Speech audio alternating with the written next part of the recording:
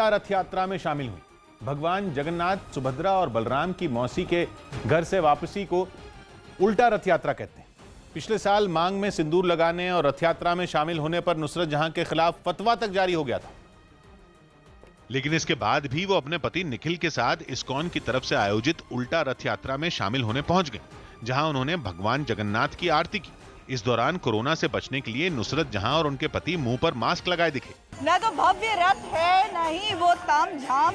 नुसरत जहां अभिनेत्री और सांसद आज भी यहाँ पर मौजूद हैं। पिछले साल रथ यात्रा में शामिल होने पर नुसरत जहां के खिलाफ फतवे तक जारी हो गए थे। इससे पहले टीएमसी सांसद नुसरत जहां आम के पत्तों की मदद से वहां पानी छिड़कती दिखी।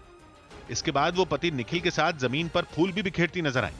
बाद में वो इस्कॉन की तरफ से बनाए गए सांकेतिक रथ को भी खींचती दिखाई दी। इस बीच वहां मौजूद मंदिर के पुजारी भगवान जगन्नाथ, सुभद्रा और बलराम को हाथों में उठाकर झूला झुलाते दिखे, जबकि कुछ लोग ढोलक और झाल बजाते हुए नाचते नजर आए।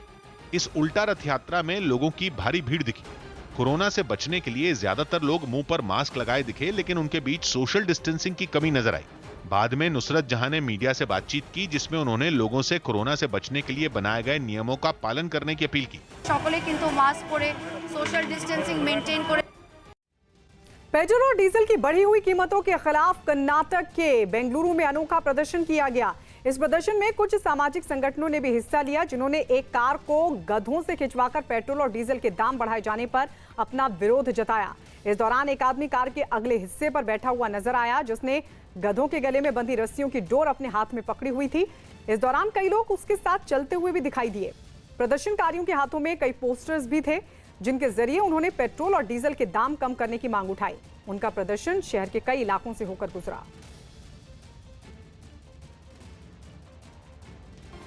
रेलवे ने निजीकरण की तरफ बड़ा कदम बढ़ाते हुए प्राइवेट कंपनियों को यात्री ट्रेनें चलाने का न्योता दिया। खबर है कि 109 रूट पर यात्री ट्रेनें चलाने के लिए रेलवे ने प्राइवेट कंपनियों को न्योता दिया और रेलवे की इस पहल से करीब 30,000 करोड़ रुपए के निवेश की संभावना है। रेलवे के मुताबिक इसका मकसद भारतीय रेल में नई तकनीक का विकास और ट्रेनों की मरम्मत के खर्च में कटौती करना भी। साथ ही रेलवे का दावा है कि प्राइवेट कंपनियों के आने से रोजगार के अवसर भी बढ़ेंगे। बताया गया कि जिन यात्री ट्रेनों का जिम्मा प्राइवेट कंपनियां संभालेंगी, उन सभी ट्रेनों में कम से कम 16 बोगियां होंगी और उन ट्रेनों की अधिकतम रफ्तार 160 किलोमीटर प्रति घंटा होगी।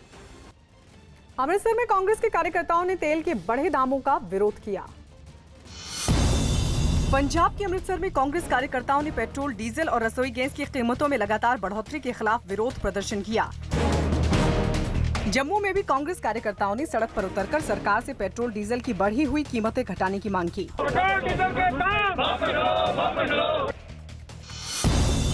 ब्राजील के फ्लोरियानोपोलिस शहर में आई तेज आंधी से कई मकानों को नुकसान हुआ। छत्तीसगढ़ के कवर्धा में पुलिस ने करीब 150 किलो गांजे के साथ 2 तस्करों को गिरफ्तार किया।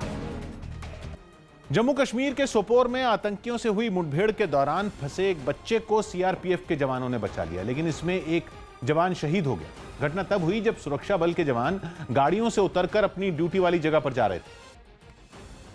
तभी पास की एक मस्जिद में छिपे आतंकियों ने सीआरपीएफ के जवानों पर फायरिंग शुरू कर दी। इसके बाद जवानों ने भी मोर्चा संभालते हुए आतंकियों को जवाब देना शुरू किया। मिलिटेंट्स जो कि पहले से वहां मौजूद थे मस्जिद के अंदर, और उन्होंने पोजीशन लेके रखा था पहले से ही। जैसे ही हमारी पार्टी डिबोर्ड हुए हैं गाड़ी से, तो मिलिटेंट्स ने अंधाधुंध फायरिंग किया है। इस मुठभेड़ में वहां से गुजर रही एक गाड़ी भी फंस गई और फिर गोली लगने से ड्राइवर की मौत हो गई। लेकिन जवानों के हाथ पांव तब फूल गए जब उन्हें उस आदमी के शव के पास एक छोटा बच्चा घूमता दिखाई दिया। सबसे बड़ा डिस्टर्बिंग हमारे लिए ये था कि जब हमने एक छोटा बच्चा देखा, 2-2.5 साल के करीब जो है, वो इर्द गिर्द घूम रहा है। और मीनवाइल जो है, जैसे ही हम पहुंचे उस वक्त भी काफी फायरिंग वहां से अपोजिट साइड से आ रही थी। इसके बाद बड़ी मुश्किल से जवानों ने मुठभेड़ में फंसे बच्चे को बचाया। बाद में उसे सुरक्षित जगह ले जाया गया। इस बच्चे का एक वीडियो भी सामने आया जिसमें वो लगातार रोता दिखाई दिया, जबकि सुरक्षा बल के जवान उसे चुप कराने की कोशिश करते रहे। वो देखो आपके लिए बिस्किट भी लाया, चॉकलेट लाया, चॉकलेट मामू के पास लेके जाएंगे।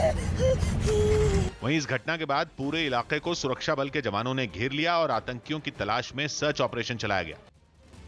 कोरोना के बढ़ते खतरे को देखते हुए चुनाव आयोग ने बिहार चुनाव को लेकर आदेश जारी किया है।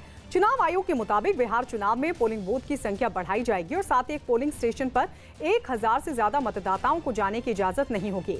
चुनाव आयोग के मुताबिक बिहार चुनाव में कोरोना पॉजिटिव और 65 साल की उम्र से ज्यादा के मतदाता घर से ही पोस्टल बैलेट के जरिए मतदान कर सकेंगे।